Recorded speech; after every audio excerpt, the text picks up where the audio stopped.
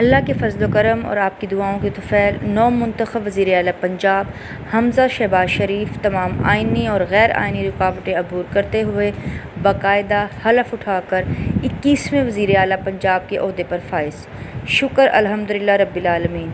आप सबको बहुत बहुत मुबारकबाद। इंशाअल्लाह अब ख़ुद मुख्तार, खुशहाल, खुददार और रोशन पाकिस्तान की मंजिल के लिए सफ़र भरपूर रफ्तार से और वहीं से शुरू होगा जहां से छूटा था।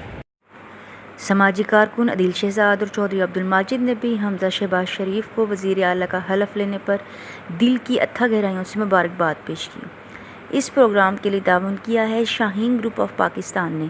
बेरी का 100% खालिस और कुदरती शहद, फिटनेस टॉनिक और एलोवेक्स ब्यूटी सोप दस्तियाब है।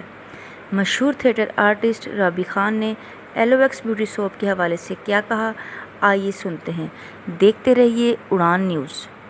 अस्सलाम वालेकुम, मैं आपकी अपनी प्यारी राबी खान।